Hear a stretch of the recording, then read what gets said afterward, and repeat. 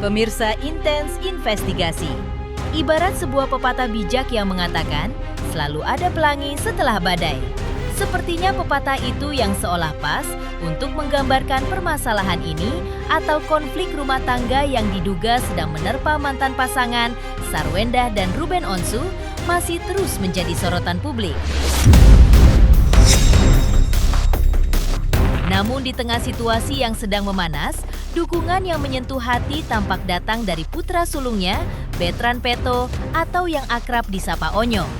Lantas seperti apa dukungan yang diberikan Onyo di tengah permasalahan yang dihadapi sang ayah? Apa pula jawaban Ruben terkait unggahan Onyo yang sempat viral? Benarkah selain Onyo, dukungan juga datang dari beberapa praktisi hukum yang memberikan saran kepada Ruben Onsu? Pemirsa, bersama Intens Investigasi, kami hadirkan kabar terkini, terpercaya, dan teraktual. Tetapi sebelumnya, jangan lupa untuk like, subscribe, dan juga share channel YouTube ini.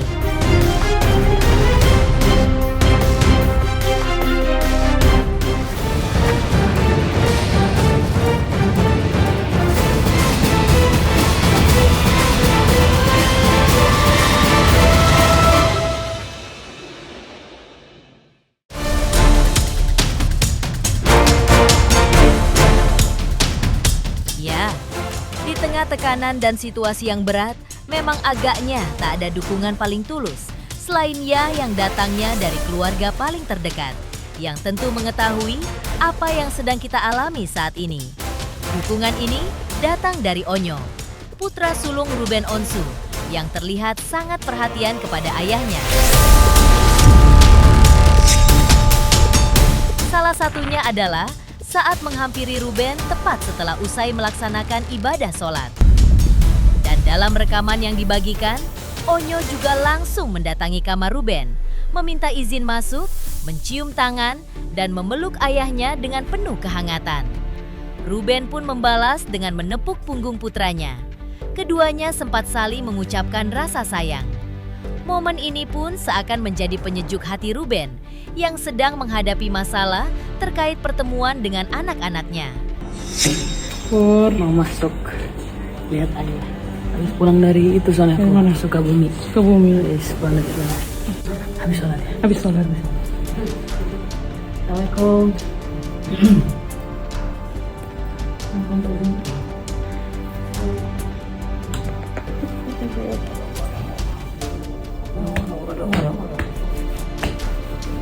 I love you.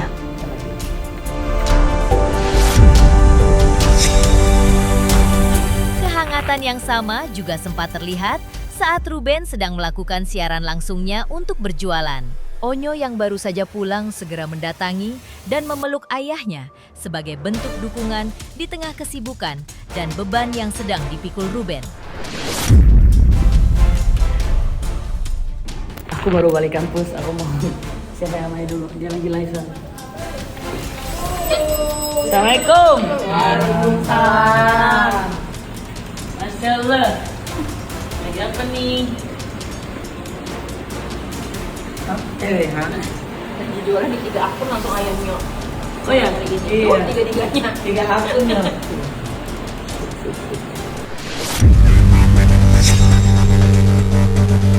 Sementara itu, sebelumnya, Onyo juga sempat mencurahkan isi hatinya melalui unggahan di media sosial. Menanggapi hal itu, Ruben Onsu menyatakan dirinya belum sempat mengobrol secara khusus dengan putranya. Ia sebenarnya berkeinginan untuk berbicara secara langsung guna memahami maksud sebenarnya agar tidak terjadi perbedaan penafsiran. Saya belum ketemu ngobrol berdua sama Onyo gitu, jadi saya harus ngobrol berdua dulu, saya takut beda pengertiannya gitu ya, jadi saya belum bisa ngomong apa-apa dulu, harus ketemu dulu. Ruben pun juga menambahkan, ia pun pernah berada di usia yang sama dengan Onyo, sehingga memahami bahwa perasaan anak muda bisa meluap-luap seperti itu. Makanya menurutnya, penting mendengar penjelasan dari Onyo secara langsung, bukan hanya menyimpulkan dari apa yang dibaca di media sosial demi menghindari kesalahpahaman yang bisa berujung pada fitnah. Kayaknya sekarang udah bukan saatnya ke sana sih ya kalau menurut saya sih gitu. Tapi kan kalau Onyo ini kan ungkapan ya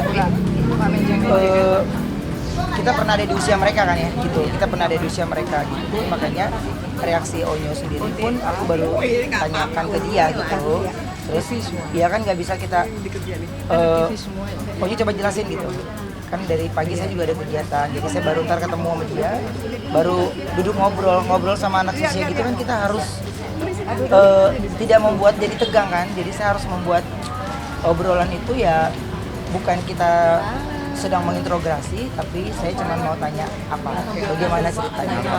Nanti kalau semuanya kita atur, nanti dia akan ngerasa semuanya salah apa yang dia lakukan gitu. Jadi dia mau berekspresi apapun yang dia ungkapkan, ya saya harus dengar dari dianya dulu kan. Gitu. Takutnya kalau saya ngobrol yang belum saya tahu, ya nanti malah jadinya fitnah ya. Mengenai kabar bahwa Onyo sempat menangis karena terlibat dalam pusaran konflik ini, Ruben juga mengaku turut terkejut. Ia menyadari bahwa setiap orang memiliki reaksi yang berbeda, dan bagi dirinya, kondisi Onyo adalah prioritas utama yang harus dijaga dan dibawa ke arah yang lebih baik. Ya, gimana sih kalau kita udah jadi orang tua, masa lu mau ngerengek sama anak kan juga bingung kan gitu. Pada hati kita juga aduh. Tapi ya udahlah, saya cuman bilang ini adalah hal yang tidak baik gitu. Jadi kalau ke saya sendiri gitu ada rasa jadi kayak gimana gitu. Ya karena saya sering bekerja secara live kan di TV, saya tahu bagaimana mengkontrol itu semua gitu. Tapi nggak ngerti, buat saya juga bingung gitu. Ya sementara kita juga dengernya kaget, ya terus reaksinya kaget, terus Onyonya sedih gitu, jadinya marah. Makanya yang saya lakukan pasti kalian sama kayak saya juga, yang dilakukan sama kalian pasti yang ditolong anak dulu ya. Kita mah ntar dulu deh, kata kita perut lapar juga bodo amat, ini anak dulu deh yang kita tolongin ya. Itu jadinya saya harus bisa membuat ya semuanya baik-baik saja.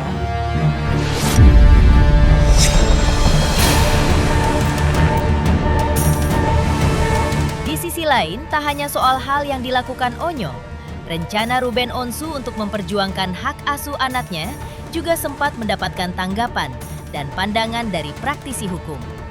Bagaimana pendapat hukumnya? Dan apakah unggahan Onyo menjadi pertimbangan penting dalam langkah hukum yang akan diambil?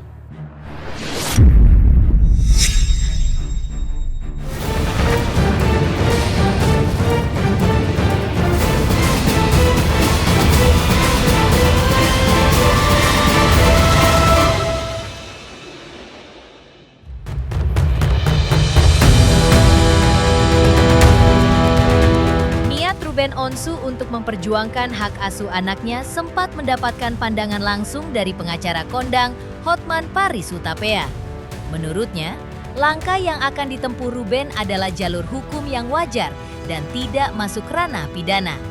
Namun, untuk memperkuat posisinya, Ruben menurutnya harus bisa membuktikan bahwa kondisi lingkungan tempat anak berada saat ini tidak memberikan kesejahteraan yang layak atau terdapat pelanggaran terhadap kesepakatan dan putusan pengadilan yang sudah ada. Maka dari itu, langkah menggugat secara resmi adalah cara yang paling tepat dan aman. Tapi sebenarnya ya, kalau laki mau, Ruben mau, sebenarnya dia ambil pun anaknya, asal jangan merusak, itu belum pidana loh ya. Nah itu anaknya. Kalau ada pelanggaran terhadap cara pengasuhan jangka waktunya paling perdata. Makanya banyak orang-orang bule anaknya dibawa ke luar negeri.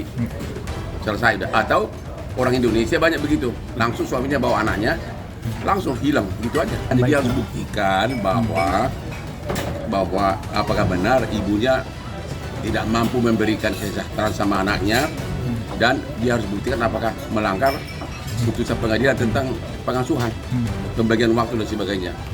harus gugat. Harus Tapi gugat. kalau gua ya, gua nggak mau rekomend sama sih. Kalau gua ambil aja anaknya. Oh. Kalau gua ya, itu kan gua bapaknya. Tidak tergolong penculikan. Paling istrinya bisa gugat. Kalau mau tenang gitu, ngapain repot-repot? Ya. Sementara itu, kuasa hukum Ruben Minola Sebayang juga semapat menanggapi isi unggahan Onyo yang menyebutkan dugaan kekerasan dan pengaruh lingkungan di sekitar anak-anak. Menurutnya, jika apa yang disampaikan Onyo adalah fakta, maka hal itu menjadi peringatan bagi Ruben untuk segera mengambil langkah lebih lanjut.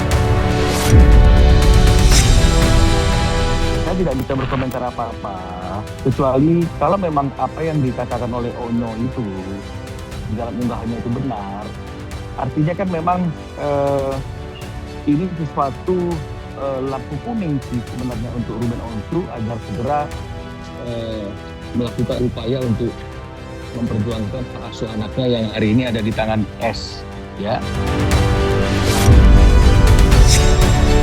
Lain halnya dengan dukungan yang berdatangan kepada Ruben Onsu. Di tengah permasalahan ini, dukungan juga sempat datang dari sahabat dekat Sarwenda terkait permasalahan yang sedang dialaminya. Lantas, apa pesan yang disampaikan Anissa Rahma kepada Sarwenda agar tetap kuat menghadapi situasi ini?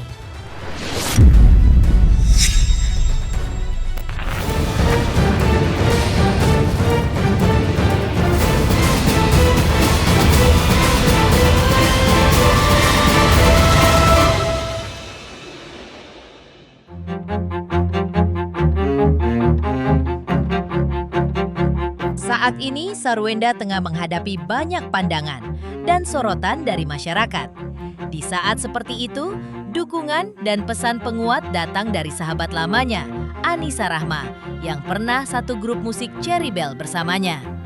Anissa Rahma menyampaikan bahwa ia tetap memberikan dukungan moral kepada Sarwenda, dan keduanya saling menguatkan untuk saling mampu keluar dari masalah satu sama lain. Aku sih sebagai teman tetap support aja gitu, support tetap kayak kemarin juga Wenda kan ngechat kayak Anissa gimana, terus aku juga Wenda kamu juga gimana gitu kan, dia juga nanya aku kebakaran, dia juga nanya, aku juga nanya dia kondisi dia saat ini, tapi kita kayak saling nyemangatin aja. Belum tahu sih kalau kondisi keadaannya sampai turun gitu ya, yang jelas pasti itu namanya kepikiran ya dengan keadaan semua ini. Ya kita doain aja, semoga Wendanya juga kuat menjalani semuanya. Semoga juga mendapatkan solusi terbaik ya, karena kan lagi ditimpa masalah lumayan banyak gitu. Semoga ada jalan keluar dan nggak terlalu banyak efek yang buruk.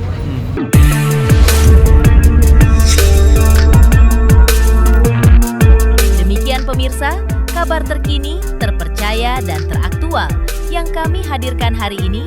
Jangan lupa, saksikan Terusi Intens Investigasi, dan pastikan jangan lupa untuk like, subscribe, share, dan juga komen.